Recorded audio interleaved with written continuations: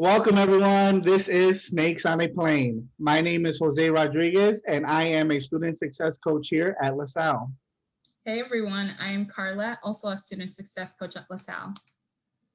We are here today to give a fun and informational session on how to press the restart button on your college experience. And maybe you're here because the fall semester didn't go as expected, or maybe you're just interested in getting more resources, strategies, or maybe how to build up your support system on campus. Whatever the reason, welcome. We're happy to have you and hope you can make the most out of our time together. Yes, today I will be going over some mental health tips that I myself use, that Carla uses, that helps us collect ourselves and it makes us feel good. So we hope these tips can make you feel good as well and get started on your second semester.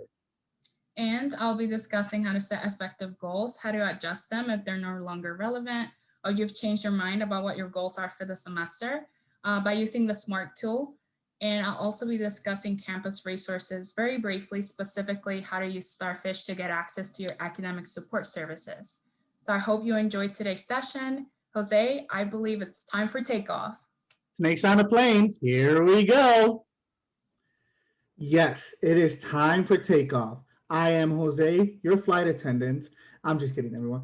Everyone, welcome to Snakes on a Plane. My name's Jose again. The reason why we call this Snakes on a Plane is because my introduction for my session came to be when I was on a plane and one line stuck out to me. And that was put, in case of emergency, mask come down, put it on yourself before assisting others. That really stuck out to me. Put your mask on first, which meant to me, take care of yourself first. Yes, we all have obligations. We all have our familia we got to take care of. We have our jobs that we have to do. But the number one thing that we must remember is to take care of ourselves. Some self love. Everyone, give yourselves a hug right now. Give yourself some self love. But how do we do that? There are so many different ways out there that you may read about, you may hear about of self love, taking care of yourself. But today I'm going to give you 7 ways on how we can do some mental health, take care of some mental health, and take care of ourselves. Okay. So, number 1, some physical activity. Write that down. Number 1, physical activity. Getting out there some way, somehow, and moving your body more than usual. I will admit I am horrible at this. I do not exercise, I do not work out. But I do like to go for walks. Walking around the neighborhood, I know it's quarantine, so we all want to get out of this space. Has helped me a lot. Going out for short walks, rejuvenating my blood sometimes, and just getting me active a little bit here and there. But physical activity is proven to help stimulate the mind a little bit, change some things up, and get you going. So if you want to try anything, go for some walks. Love that. Number 2, yes, I did not do that because I needed it, but that is demonstration number 2 of slow, deep breaths.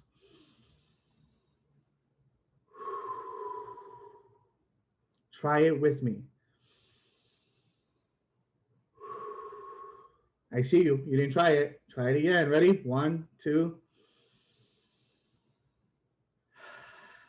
Wow. I feel much more calm and relaxed to give this presentation. Take some deep breaths once in a while. It's not a bad thing. No one's going to think you're crazy. Just sit down, relax, and take some deep, long breaths. I promise you it will help clear your mind a little bit and just put your tense body at ease. So I promise you it's going to go great. Number 3, laughter. Make yourself laughter. While you're laughing, you're smiling, you're all giggly. It feels good to laugh. You might get an ab workout. I know I do because I laugh a lot. Laughter is number 3. Watch some comedy. My favorite comic is Kevin Hart from Philadelphia. Woot woot. He just came out with a special. Just laugh. Read some funny jokes. Anything to make you laugh. That good laughter is that one couple seconds you have to yourself to just let everything out and laugh. OMG, I love it. Just laugh, laugh, laugh. I'm gonna attempt to make you laugh right now. So how do you make a tissue dance? You put a little boogie in it. Okay, that wasn't funny. I know you can read the other jokes, but laughter is a good thing. Makes us feel good. All right. Number four, hugging. Yes, let's all give ourselves a hug. That hug, hugging someone hugging you for the extra 3 seconds that you didn't anticipate. Feels good. I know. You hugging yourself feels good too, right? Give yourself some self love. All right, number five. Now, don't call me crazy, but sometimes this helps. It helps me sometimes, and it is to cry. Sometimes we just need a good cry. I know I do when I watch movies all the time. I cry. I'm a crier. It's okay. I'm a crier. So, if you feel like crying is bad, no. It is a way. It is a way to let everything out, let your feelings out, and it's okay. Those tears are here. They're there. Let them roll down. It's okay to cry. It's okay. I'm not gonna attempt to make you cry like I attempted to make you laugh, but maybe this this session's already making you cry. Sorry, not sorry. All right, number six, which is one of my favorites, I love it, is creative expression. Be artistic. Find a way to be creative. Now you're telling me, Jose, I'm just not creative. No, everyone is creative, whether it is being a great writer or painter like Carla. So make sure you ask Carla about that. But for me, it's music. I love music. I just get lost in it. I love the music, the lyrics everyone is saying. My favorite new artist just came out with an album and I just listened to it. I got lost in it. I was lost for maybe 2 hours. Maybe I was driving at the same time, so maybe I got lost driving. I don't know. But no, music just brings me down to earth, calms me down. But that's me being creative, finding new things to listen to.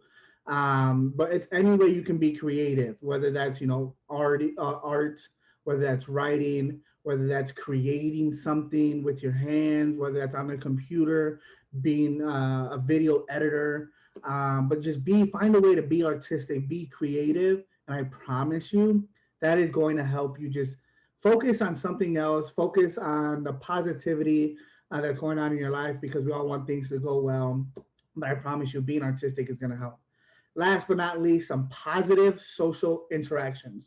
Now, what do I mean by positive social interaction? Well, number one, I hope this is a positive social interaction, but it's always having, those interactions with people that are not negative. We don't want negative people in my life. We, kick them out. It's 2020. Kick them out. No, we don't like that. We want to be positive. We want the people around us to be positive that make us feel good, whether that's a phone call to your friend, a FaceTime. We all love to FaceTime. Come on. FaceTime that friend that always makes you smile and laugh. Haha. But we always want those positive interactions. Find those friends, those close friends that give us that positive interaction. If you're looking for a positive interaction, hit me up. Let's do a Zoom session. Let's get a coaching session live. I promise you that'll be a good social interaction for us. Well, those are the 7 mental health tips I have for you today. Let's repeat them one more time. We have number 1, physical activity. Number 2, we have slow, deep breaths. Number 3, we have some laughter. Number 4, give yourself a hug. Number 5, got some good cry. It's a good cry. Number 6, let's be creative. Yes. Number 7, let's have that positive social interaction. Thank you all for listening. I hope you all do these 7 tips. And now on to Carla. Carla, take it away. Thanks, Jose, for sharing that valuable information. So I'll be discussing SMART goals and campus resources for success in the spring and in any other semester, really. So what's different about setting SMART goals than just setting general goals for the spring semester? So SMART goals is an acronym, stands for specific, measurable, attainable, relevant, and time-oriented or timely. And the goal of that is that you're thinking about your goal in different stages and what it's going to take to make it happen. Many times we set really big goals for ourselves and get discouraged when we're not being perfect to meet those goals. So setting a SMART goal really gives you a map. It gives you a guide to really organize what it is that you want to do and what it is you want to accomplish and why it is important to you. So what are some goals that we set for ourselves? So sometimes we'll say something like, I want to get all A's for the spring semester. I want to get all A's this semester. And that's a great goal to have, but that's also a very general goal. So what does it take for you to earn all A's in your semester? What does that look like? How much time will you spend doing that? So all these questions in a SMART goal are designed to help you really sort that out and see what needs to be done to get to a goal like earning all A's. And asking yourself, why is it important to earn all A's? What were your grades last semester? How realistic is it to aim for all A's when you're taking a really difficult semester and you're also working and have home responsibilities and you can do everything in your power and still not earn all A's, but still have a great semester. So thinking carefully and more than carefully, I'll say purposely, thinking about what those goals are and why they're important. So you could also set something like, I want to improve my grades, which is general, but it gives us more wiggle room than that previous goal of setting all A's. So I want to improve my grades. So what were they last semester? What is it that you want to bring them up to? What are some classes that you see as potential challenges? All of those things are good to think about as you set your SMART goal. Another goal that we might set for ourselves is, I want to study more and better. So again, this takes some thinking about what you've done in previous semesters and what worked, what didn't work, what are things you want to bring to the new semester, and what are things that you potentially want to leave behind. So study more than what? What were you studying last semester? Was it 1 hour before an exam? Were you studying 2 hours during a week of an exam? And better, what do you mean by better? Did you not complete the readings? Were you just glancing, skimming, and not really taking the time to understand concepts? So defining what studying more and better means and what resources do you need for that to happen? And we'll be discussing some resources available. But studying better, could that mean meeting with an academic coach for study strategies? Do you not know what strategies could be the best for you because you haven't had the opportunity to play around with different techniques? That's definitely also something to consider with a goal like that. Maybe you set a goal of, I want to be prepared before class. Maybe you had a lecture where you didn't do a reading before class, and maybe you didn't feel comfortable contributing to the conversation, even though you felt like you had really valuable things to add. So if this sounds like you, this is a great goal to set. And again, walking them through the SMART goal process to narrow that down and see what that would look like. Is prepared for class doing the readings. When will you do the readings? I want to read my textbooks. Maybe you bought very expensive textbooks that you barely open on semester. Were they useful for the class? Did you miss out on some questions in an exam by not reading the textbook? When do you want to fit time to read your textbook? Maybe this is a goal you want to set if that's something that applies to you. I want to concentrate more. Again, really great goals, but let's narrow them down. So when you say concentrate more, what was preventing you from concentrating? Was it where you were studying? Maybe you were sitting in the living room when your siblings were trying to do their own schoolwork, or maybe when your mom was cooking a meal, or where the TV was right there. There were lots of distractions, and you maybe have a more quiet space to work in your bedroom, or maybe you could work from the library, or maybe you could go outside and sit outside and have that be a distraction. So thinking about what it means to concentrate more is to think about what the distractions are and what was preventing you from being able to concentrate. Were there other issues where you're feeling emotionally exhausted? And like Jose mentioned earlier, having your self-care plan, it's number one. And knowing you're addressing those things then gives you the opportunity and the space to then set some SMART goals to address your academic goals. And What if your goal is something like this? I want to get better at writing papers and doing research papers. I'm taking an English course for the first time, and I wasn't great at writing papers in high school. Or last semester when I had to write papers, it just did not go well because I didn't know how to even start my papers.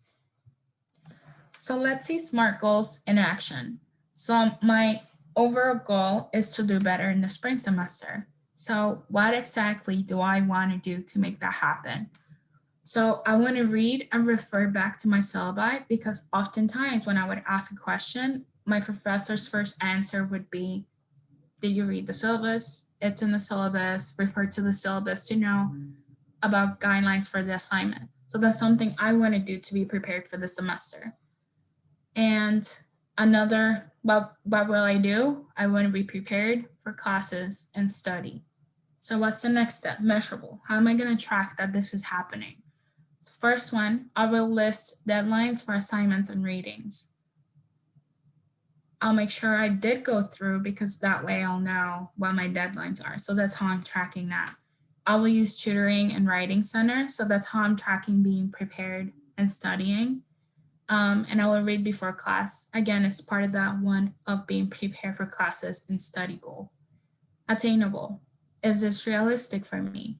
Yes, it's realistic, or no? If the answer is no, go back, erase everything. Let's start again. Let's get specific with what exactly you want to do and how you're going to track your progress. When the answer is yes, then the question is, do you have what you need to make this possible?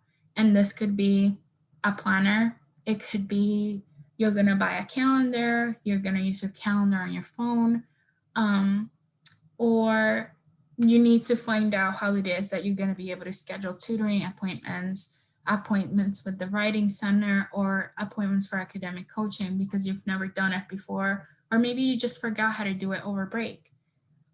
So relevant, why am I doing this? Does this matter to me? For some of us that struggle with motivation, myself included, this is the part that I often go back to. Why am I doing this? Does this matter to me? The answer could be, and this answer, when you refer back to it, should again put things into perspective. So if your answer is, I want to improve my GPA, this is a very real reason why you want to do something like all this prep work to do better in the semester. Maybe you're concerned about potential academic consequences, or maybe you just really care about being a great student and doing your best, and the way that you feel like that's accomplished is by having a good GPA. Maybe you have a bigger goal and all of these things are adding up to the finish line in your academic career. Maybe you've seen something like, I'll be the first in my family to graduate, which was what kept me motivated as I was going through the journey. Or maybe you have something like, I want to be a role model for my siblings. I know I am taking this on and they're studying from home now, and seeing me do work motivates them. So that's really important to me. And time oriented. I think this is when things get real. So setting the goals and looking at them, it's all good, but in time oriented, you actually have to set, when am I going to do this? So very first week 1, I will do read my syllabus portion. So how are you going to know that you're doing that? Week 1, you're listing all your deadlines for assignments and for readings and fitting them in when you're going to do them or when they're due. And this is something that you can do week 1 for the whole semester or before week 1, but be specific of when you're going to do this. Or this could be something that you do every Sunday to start the week fresh and looking ahead and planning out your whole week and fitting in study time along with other responsibilities and work. Or you could say something like weekly, like I mentioned earlier. Weekly, I'm going to read for the weekends, or I'm reading daily. I know the only time I have proper time to do my readings is between 6 p.m. and 10 p.m. That's when I'm going to read. Or maybe you set a goal like bi-weekly, I will do tutoring for my most challenging class. That math class, I need tutoring. I'm doing that bi-weekly or weekly. for my biology class, for my chemistry class, for my philosophy class, whatever it is. Planning ahead, is it biweekly, is it weekly? And then similarly, you could have the writing center. So let's say that you struggle with coming up with your papers at the beginning. I will do brainstorming with the writing tutors bi-weekly, so I'm prepared for the next paper. So this is what it could look like in action. So next thing, very briefly, campus resources. How do you schedule to see a tutor, to see an academic coach, to see a writing center tutor? So you'll go in your tools on Starfish, and you will have your success network on Starfish. And let's say that you want to schedule writing tutoring to do the initial brainstorming and maybe have them revise your first page that is very rough, just your general ideas. So you go on schedule, writing tutoring, and it looks the same for academic coaching, and it looks the same for subject tutoring. So you'll see whoever's available, choose the time that works for you. You can see weeks in advance, fit it around your schedule.